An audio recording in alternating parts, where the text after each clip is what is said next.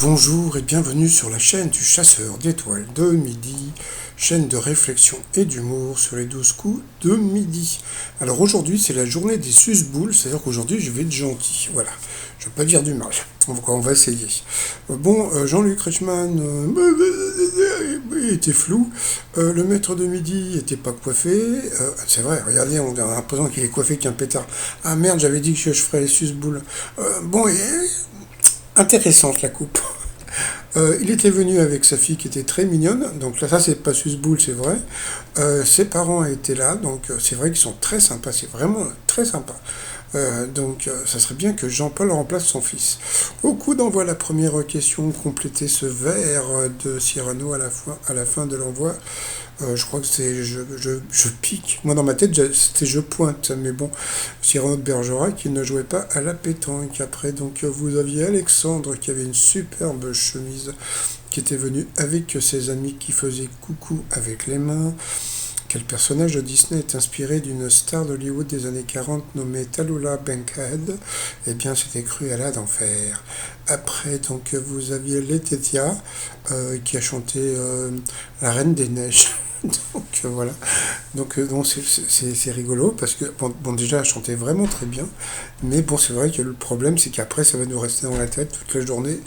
Et moi, ça me fait chier parce que si je sors et que je chante La Reine des Neiges dans la rue, en passant, elle était venue avec Kenza, sa meilleure amie. Salut les filles. Quel DG nous présente sa famille dans le titre de son tube sorti en fin 2021? Eh bien, c'était David Guetta. Après, donc, vous aviez Olivier qui était venu avec Ghislaine, sa belle maman, puisqu'il va se marier bientôt. Alors, à quoi ont récemment renoncé de grands musées comme le Louvre et le Carnavalet à Paris? Eh bien, c'était aux chiffres romains, donc il est passé à l'orange. C'est vrai, c'est étonnant quand même. Pour le maître de midi, pour la santé, il vaut mieux consommer du beurre cru plutôt que cuit. Eh bien, c'était cru. Il faut prendre du beurre cru. Voilà. J'aime bien l'odeur de la viande cuite au beurre. Ça me rappelle mon enfance. Ensuite, quelle partie du corps travaille-t-on avec les exercices de Kegel? Eh bien, je crois que c'était le plancher pelvien. Pourquoi l'OMS n'a pas utilisé la lettre grecque Xi pour désigner un des variants du Covid? Donc c'était connu, ça c'était à cause de Xi Jinping. Par contre, ils sont pas fichés avec Omicron, avec Macron. Mais bon, passons. Ensuite, pour Olivier. Oh, c'est bien Olivier, je me trompe pas. Je sais plus, mon passons, c'est pas grave. Alors, en l'an 2000, qui a pu enfin faire la poupée Barbie? Eh bien, elle a pu se regarder dans le nombril. Donc, sur cette question, eh bien, il est passé au rouge. Et puis, bah, pour celles et ceux qui ont envie de canne, il y a toujours le t-shirt. Donc, il dit rouge au duel. Il a pris donc Alexandre et sa belle chemise en duel, qui est tombé sur une question assez simple. Qui est le héros du film Ocean Eleven et de ses suites Ocean 12 et Ocean 13. Donc bien sûr c'était George Clooney. Donc ensuite Alexandre, Laurent et Laetitia se sont retrouvés coup par coup et entre temps il est arrivé, donc ça c'est Schtroumpfi. Alors je sais pas si vous vous rendez compte, donc ça fait 3 jours qu'il nous passe des questions sur les Schtroumpfs, là il nous balance Schtroumpfi. Et je ne sais pas si c'est vraiment un schtroumpf dans l'étoile mystérieuse, mais je trouve qu'en ce moment, il y a beaucoup de schtroumpfs dans l'émission. Donc le schtroumpfi, donc voilà, il a dit, ah, le maître de midi, il est fort, etc. Bon, c'est pas grave. Alors ensuite, quelle expression apparaît si l'on remplace les pointillés par le chiffre 3 et la mauvaise réponse était faire le diable à 3. Connaissais pas. Donc ensuite, qui est un célèbre artiste? Eh bien la mauvaise réponse était Alvin Bloom qui était boxeur. Ensuite, quelle activité d'origine française? Eh bien la mauvaise réponse, c'est Alexandre qui l'a donné, c'est l'escrime. Donc c'est étonnant quand même. Hein. Donc voilà. Donc sur cette question, il est passé au rouge, qui dit rouge duel. Il a pris de la jolie fille en duel qui est tombée sur une question qui n'était pas évidente. Hein. Quelle couleur émet un tube d'éclairage au néon? Elle a fait un truc qui m'a fait beaucoup rire parce qu'elle a levé les yeux au ciel parce qu'il y avait sûrement des néons donc, dans le studio. Et puis elle a dit un truc pas con, elle a dit blanc. Et en fin de compte, eh ben, il semblerait que ce qu'on appelle nous des néons, eh bien ça soit pas la même chose que les vrais néons. Donc voilà, donc les vrais néons sont rouges. Bon, bah voilà. Question hyper tordue, mais bon. Donc ensuite, eh bien, Alexandre et Laurent se sont retrouvés donc en coup fatal.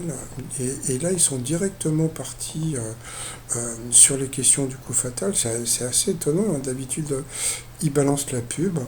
Donc, alors, dans quelle ville se trouve l'avenue de Broadway? Donc ça, c'était pour celui qui se coiffe pas bien. Donc c'était donc New York. Dans quelle langue le mot obrigado se signifie-t-il merci? Donc bien sûr, c'était le portugais. Quelle héroïne Disney organise l'anniversaire de sa sœur dans le court-métrage Une fête givrée? Donc c'était la Reine des Neiges. Quelle sainte femme appelle-t-on la Madone? Ça c'était pour le maître de midi, c'était la Vierge. Oh, qu'est-ce qu'il est fort! Oh, bravo Laurent, bravo, bravo!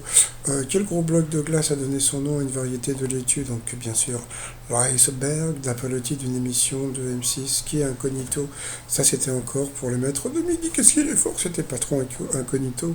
Quel anglicisme désigne à la fois un petit biscuit salé et un pirate informatique? Eh bien c'était un crackers belin.